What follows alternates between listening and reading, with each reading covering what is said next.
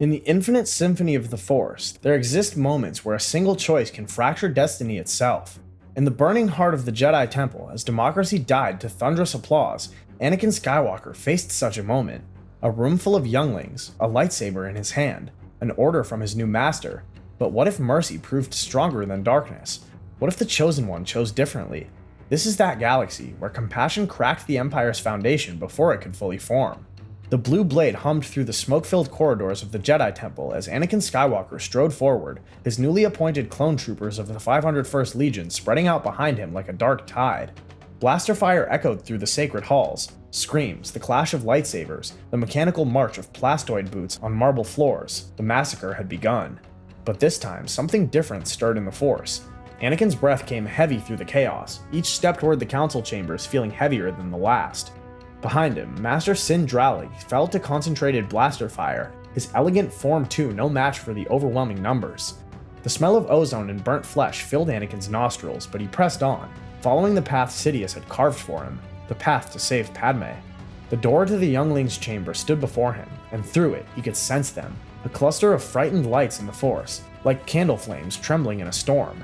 His mechanical hand reached for the door handle, and as it hissed open, a dozen small faces turned toward him. Recognition bloomed in their eyes, not fear at first, but hope. Master Skywalker, there are too many of them. What are we going to do? The boy couldn't have been more than 8 standard years. His eyes, Force, his eyes looked like... Anakin's lightsaber ignited with its characteristic snap hiss, the blue blade casting shadows across innocent faces, but as he raised it, something cracked inside him. Not the dark side surge he'd expected, but something else. A memory. His mother's voice. The biggest problem in this universe is nobody helps each other. The children huddled closer together. A Twilight girl, maybe 6 years old, clutched a training saber that wouldn't even burn through paper. Behind her, a human boy tried to look brave while tears streaked down his cheeks. Please, we won't tell anyone you're here. Anakin's hand trembled. In his mind's eye, he saw Padme, round with their child. Children, the mechanical droid had said. Twins. What would she think if she knew? What would his children think of a father who, the lightsaber deactivated? Get down! The younglings didn't move, frozen in confusion. I said get down, now! They dropped to the floor just as blaster fire erupted in the hallway behind him. Anakin spun, deflecting bolts from his own troops who'd come to check on his progress. With a wave of his hand, he force-pushed them back into the corridor and sealed the door. Listen to me very carefully. There's a maintenance shaft behind the meditation alcove. It leads to the underground archives, the old ones, before the last explosion. Nobody uses them anymore. You're going to hide. You're going to stay absolutely quiet, and you're going to forget you ever saw me here. Understand? You're saving us? The words hit him like a physical blow. Saving them. Was he? Or was he just delaying the inevitable? R2, I need you to run interference on the temple's internal security. Loop the feeds for Sector 7 Alpha through 7 Gamma. Make it look like what needs to be seen. An affirmative series of beeps confirmed the order. Good old R2, never asking questions when it mattered. Before we move on, I'd like to ask you a small favor. If you're enjoying this content so far, please take a second to like this video and subscribe to the channel. Over 98% of you watch these videos without subscribing. Imagine what we could accomplish if everyone subscribed. We thank you all for your continued support. 20 minutes later, Anakin stood before Emperor Palpatine. He still couldn't quite think of him as Sidious. Not yet. In the Chancellor's office. The city planet sprawled beyond the windows, unaware that its democracy had just died with thunderous applause. Is it done, Lord Vader? The temple has fallen, Master. The Jedi are no more. All of them? I did what was necessary. Palpatine studied him for a long moment. Anakin felt the dark side probe at his mental defenses, testing, searching. He thought of Padme dying, of his mother's death, of all his failures, real emotions that masked the lie beneath. Good. Your new empire awaits, Lord Vader. Across the galaxy, on the sinkhole world of Utapau, Obi-Wan Kenobi clung to the cliff face as Commander Cody's troops searched for his body in the water below. But even as he struggled for survival, he felt it, or rather, didn't feel it. The wave of death from the temple was massive, yes, but incomplete, like a symphony missing crucial notes. The younglings, he couldn't sense their deaths. Curious.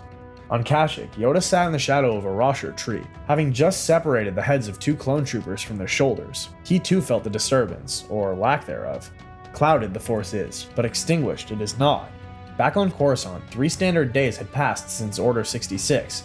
Anakin found himself standing in an abandoned sector of the temple, having told Palpatine he was ensuring no Jedi artifacts remained that could be used against the Empire.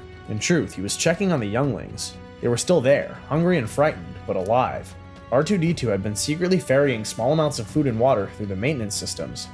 You came back. I shouldn't have. Senator Organa will be conducting a security sweep of this section tomorrow. I've arranged for him to be assigned to this sector. When he does, you go with him.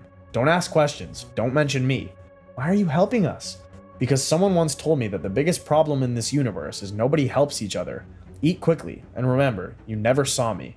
But secrets have a way of revealing themselves, especially when the Force is involved. Padme found him that night in their apartment, staring out at the Coruscant skyline. She'd been growing suspicious. Her husband's behavior had been erratic, even by recent standards. Anakin, what really happened at the temple? The Jedi betrayed the Republic. They had to be stopped. All of them? Even the younglings? His silence spoke volumes. Oh, Annie, what have you done? I saved them. I couldn't kill children, Padme, not when we're about to have our own. She turned him to face her, searching his eyes.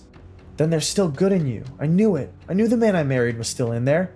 It doesn't matter. I've done terrible things. I killed Mace Windu. I led the assault on the temple. But you saved those children. That matters, Anakin. That matters more than you know. We need to get them somewhere safe. Bail can help. He's been organizing senators who oppose Palpatine's emergency powers. No one can know then we make it look like it was his idea. You said he's doing a security sweep tomorrow. I'll ensure he discovers them. Ancient temple regulations require a senator's presence for artifact removal. I'll make sure he's the one assigned. 3 days later, Bail Organa's security sweep proceeded exactly as Padme had arranged. The senator discovered the hidden younglings and, horrified by what the Empire might do to them, smuggled them out in diplomatic transport crates. But Palpatine's network of spies was vast, and suspicious activity at the temple had not gone unnoticed. Meanwhile, on separate paths across the galaxy, Yoda and Obi-Wan made their way back toward Coruscant. Both had felt the incomplete massacre, both suspected that something had changed in the Force. In the lower levels of Coruscant, Anakin met secretly with Bail Organa. They're safe for now, hidden in the diplomatic quarter, but Skywalker, we can't keep 12 Force-sensitive children hidden forever. Just a few more days. I need to figure out, how did you know I'd help them? How did you know to trust me? Because Padme trusts you, and right now, Senator, those children are the only proof that I'm not the monster Palpatine wants me to be. The hero of the Republic, reduced to this, working for a Sith Lord while saving younglings in secret. You realize this can't last. Nothing lasts, Senator. I'm just trying to save what I can before it all burns down. The confrontation came sooner than expected. A week after Order 66, Palpatine's hologram materialized in Anakin's private chamber. Lord Vader, join me at the temple immediately. Anakin found the Emperor standing in the very chamber where the younglings had been hidden. Clone troopers had them surrounded, weapons drawn. Bail Organa was there too, on his knees with a blaster to his head. The children huddled together, terrified. Imagine my surprise when I discovered that not only did several Jedi survive your assault, but that Senator Organa here was attempting to spirit them away. My security forces have been monitoring unusual activity in the temple for days. Tell me, Lord Vader, how did these younglings escape your blade? The children looked at Anakin with terrified recognition. He'd told them to forget him. But how could they forget their would-be executioner and unexpected savior? Master, execute them, now. Prove your loyalty to the Sith. Show me that Darth Vader truly lives. Anakin's hand went to his lightsaber. The children whimpered. Padme's words echoed in his mind. There's still good in you. I said now, Lord Vader. The lightsaber ignited and swept through the clone troopers instead. Run! Go! Palpatine's force lightning caught him square in the chest, sending him crashing into the wall. You dare betray me? After everything I've done for you? You made me a monster, but not enough of one to kill children. The duel that followed shook the very foundations of the temple. Master versus apprentice, but Anakin was not yet strong enough. Palpatine's power, fully unleashed, was devastating, but just as the killing blow was about to land, a green blade intercepted it. Surprising to see you, it is not. Felt your deception in the Force, I did. Tracked the Senator's ship here, we have. Obi-Wan appeared from the shadows, his blue blade joining the fray. Anakin, get them out of here!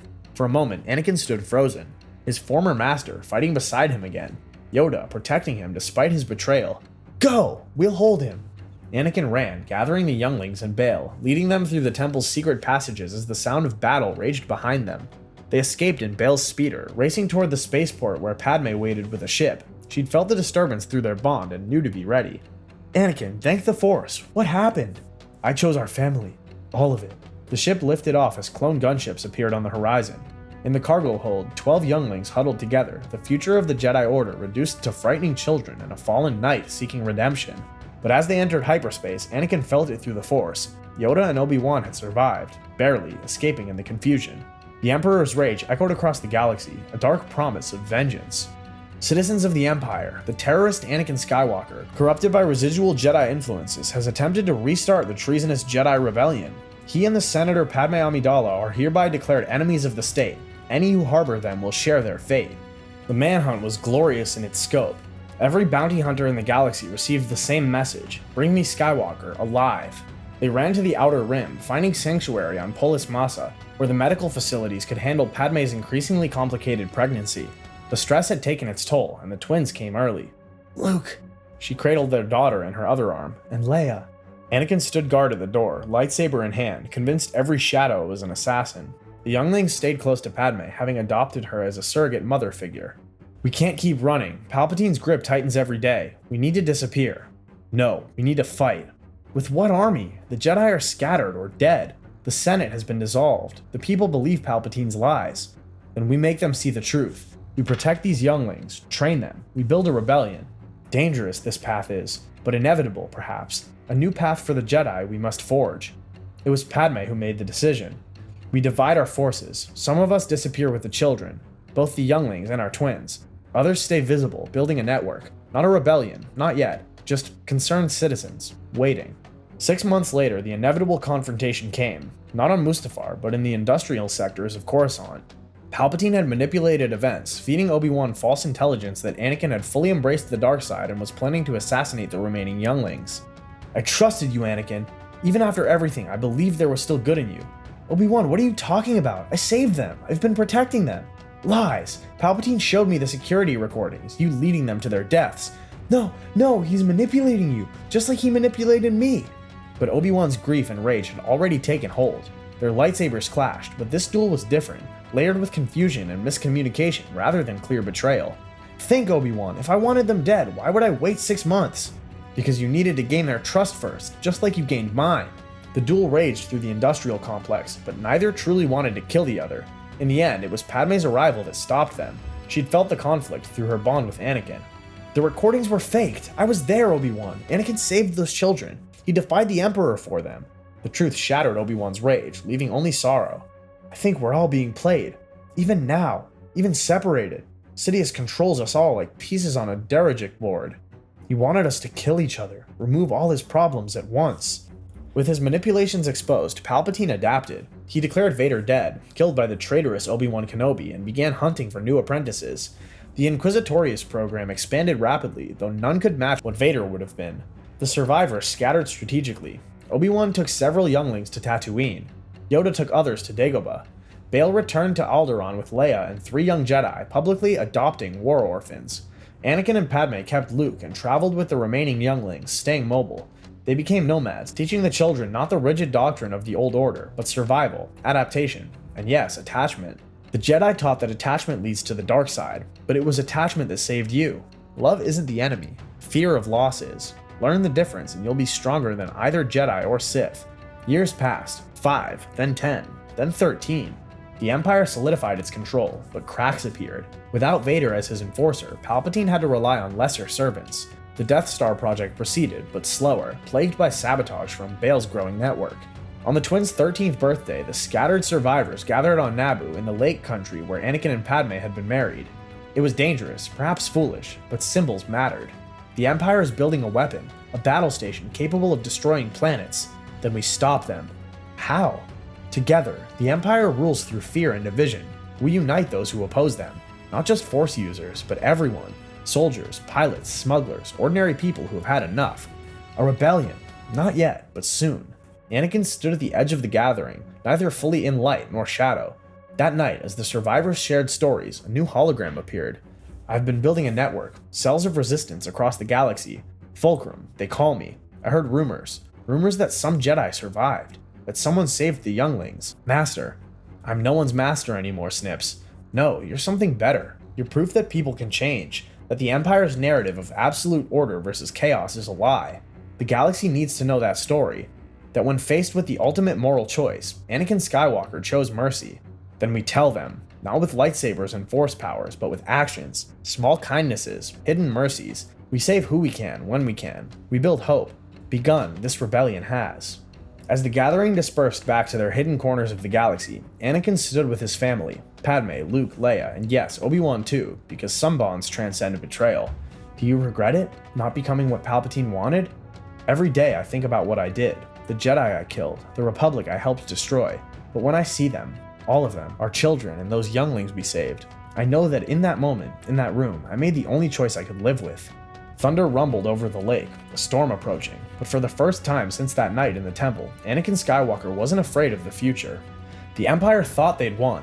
They controlled the systems, the armies, the propaganda, but in hidden enclaves across the galaxy, a new generation rose, trained not in the rigid ways of the old Jedi or the cruel teachings of the Sith, but in something new, something balanced. The Lost Generation, they called themselves, the children Vader couldn't kill, the spark that would one day ignite the fire that would burn the Empire to ash. And at the center of it all, a family that refused to be broken. Not perfect, not without scars, but together. The Skywalkers stood as living proof that destiny could be changed, that prophecies could be rewritten, that even in the darkest moment, one choice, one moment of mercy, could reshape the galaxy.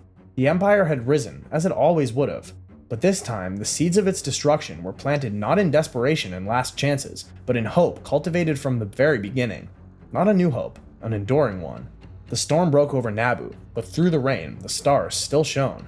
If you enjoyed this journey into an alternate Star Wars timeline, be sure to hit that subscribe button and join us for more what-if adventures in a galaxy far, far away, because in the infinite possibilities of the Force, every choice creates a new story worth telling.